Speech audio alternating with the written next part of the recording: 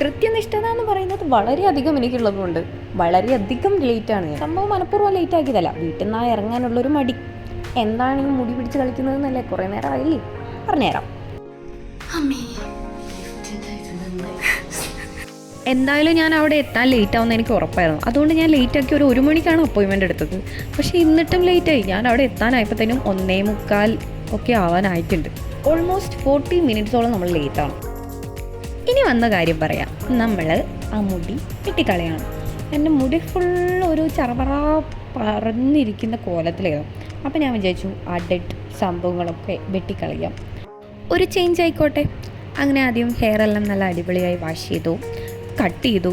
എൻ്റെ മുഖത്ത് അത്രയ്ക്ക് ടെൻഷനായിരുന്നു. ഞാൻ ആദ്യമായിട്ട് ഇങ്ങനെ മുടി വെട്ടുന്നതുകൊണ്ടും ലെങ്ത്ത് ഞാൻ കുറയ്ക്കേണ്ടെന്ന് വിചാരിച്ച പ്രാവശ്യം ഞാൻ നീട്ടി വരികയായിരുന്നു. അപ്പോഴാണ് മുടി ഈ കോലത്തിലായത്. അപ്പോൾ പിന്നെ മുറിക്കാണ്ട് വേറെ നിവൃത്തിയില്ല എന്ന് പറഞ്ഞു എന്നോട്. അങ്ങനെ മുടിയെല്ലാം മുറിച്ച് അത് കഴിഞ്ഞൊന്ന് സെറ്റ് ചെയ്യുന്ന വരെ എൻ്റെ മുഖത്ത് വൻ ടെൻഷനായിരുന്നു. അത് കണ്ടിട്ട് വെട്ടുന്ന ഏട്ടനും ടെൻഷനായി. വെട്ടി സെറ്റാക്കിയിട്ട് അവിടുന്ന് കുറച്ച് വീഡിയോസ് എല്ലാം എടുത്തു. അത് കറക്റ്റ് കിട്ടിയിട്ടാ, അതിനാ ഇടൂ. അങ്ങനെ ലോക കാര്യങ്ങളൊക്കെ പറഞ്ഞ് മുടിയൊക്കെ വെട്ടി സെറ്റ് ചെയ്ത് വന്ന് ലാസ്റ്റ് ഇങ്ങനെയാണ് അതിൻ്റെ ലുക്ക് വന്നത്. അവിടുന്ന് കുറച്ച് ഫോട്ടോസും വീഡിയോസൊക്കെ എടുത്ത് സെറ്റാക്കിയിട്ടുണ്ട്.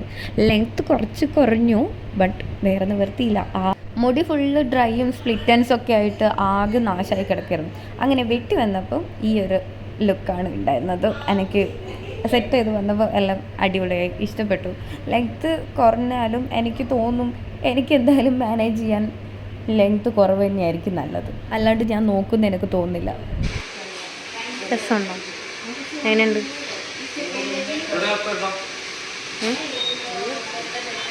എന്നാ പിന്നെ ഇഷ്ടമുള്ള പോലെ ചെയ്തു. Anyway it's nice. ഒരു ചേഞ്ചായി, അതിൻ്റെ ഒരു ചേഞ്ചായി. ഔട്ട്ഫിറ്റ് പറ്റിയത്.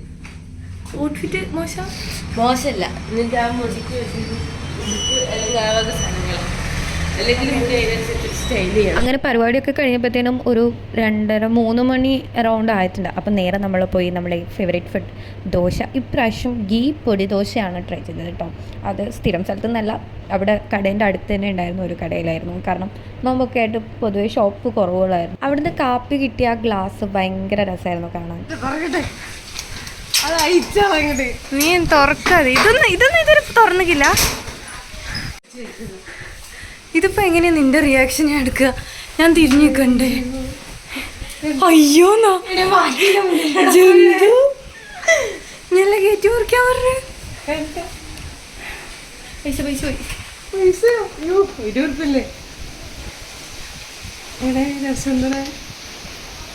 ശരിക്കും ആളെ ഞാൻ പറഞ്ഞുതരാം. ഇത് വീടിന്ന് കുറച്ചുകൂടി നമ്മൾ മറ്റേ സാധനം എടുത്തിട്ട് അങ്ങനെയൊന്നും ഉണ്ടായിരുന്നു. ആടുന്ന് സാധനം എടുത്താൽ കുറച്ചുകൂടി പൊന്തുമല്ലോ. ഞാൻ വീഡിയോ കാണിച്ചു തരാം. നല്ല ശരിക്കും നല്ലുണ്ട്. അങ്ങനെ ആൾക്കാർ പലതും പറയും. അതായിരുന്നു ദിയാപ്പിയുടെ റിയാക്ഷൻ മുടി വെട്ടിക്കഴിഞ്ഞിട്ട്. പിന്നെ എനിക്കൊരു പാക്കേജ് വന്നിട്ട് 2 സൺസ്ക്രീൻ ഓർഡർ ചെയ്തിരുന്നു. അപ്പം അതൊന്ന് അൺബോക്സ് ചെയ്തു. ഫ്രീ അതല്ല രണ്ടെണ്ണം ഞാൻ ഓർഡർ ചെയ്തു. ഒന്നാ വാങ്ങിയത്, ഒരേ തന്നെയാ വാങ്ങിച്ചത്. അതെടുക്കാം. അവള് കഴിഞ്ഞ പ്രാവശ്യം സൺസ്ക്രീൻ വാങ്ങി, ഒരു 500 റുപ്യന്റെ 400 റുപ്യന്റെ അത്ര എളുപ്പുണ്ടായിട്ടുള്ളൂ.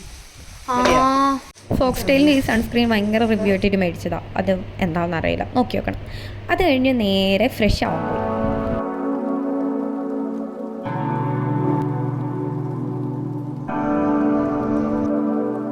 ഒരു ലക്ഷൂറിയസ് ആയിട്ടുള്ള ഒരു ബാത്ത് തന്നെയായിരുന്നു. അത് കഴിഞ്ഞ് എന്തായാലും ബർത്ത്ഡേ ഈവൊക്കെയാണല്ലോ, അപ്പോൾ കുറച്ച് സ്കിൻ കെയർ കൂടി ആവാമെന്ന് വിചാരിച്ചു.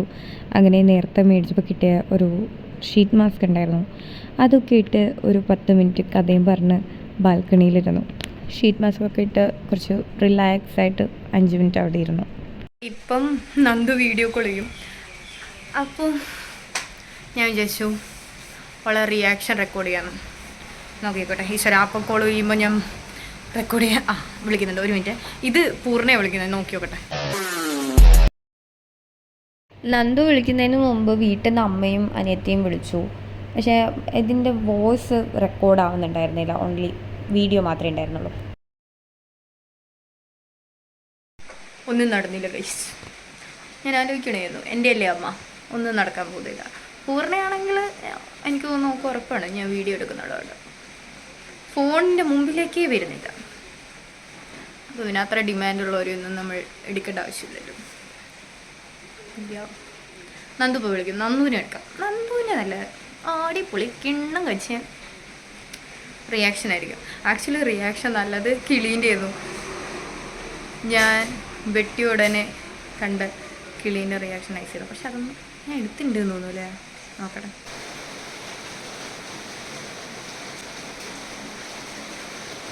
അപ്പോഴത്തേക്ക് നന്ദുവിൻ്റെ വീഡിയോ കോൾ വന്നു കേട്ടോ. പക്ഷേ എന്തോ റേഞ്ചിൻ്റെ പ്രശ്നമുള്ളതുകൊണ്ട് വീഡിയോയും ഒന്നും ക്ലിയർ ഉണ്ടായിരുന്നില്ല. പക്ഷേ നല്ല അടിപൊളി റിയാക്ഷൻ തന്നെയായിരുന്നു ഞാൻ വിചാരിച്ചത്. ശേഷം കുറച്ച് നേരം നമ്മൾ പഠിക്കാനായിരുന്നു. കാരണം 2 ദിവസം കഴിഞ്ഞാൽ നമുക്ക് യൂണിവേഴ്സിറ്റി എക്സാമാണ്. മാർച്ചിലെ ബർത്ത്ഡേ ഉള്ളവർക്ക് അറിയായിരിക്കും ഈ ബുദ്ധിമുട്ട്.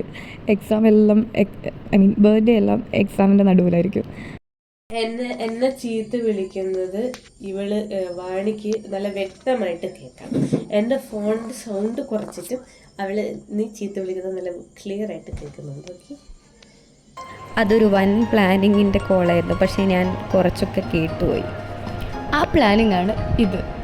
എല്ലാവരും കൂടെ ഒരു 12 മണി കഴിയുമ്പം ഒരു കുഞ്ഞു ക്യൂട്ട് കേക്കൊക്കെ ആയിട്ട് വന്നു. വാണിന്റെ ബർത്ത്ഡേ സെലിബ്രേറ്റ് ചെയ്യാണ്. ദിവസം എത്രയാണ് പറയും?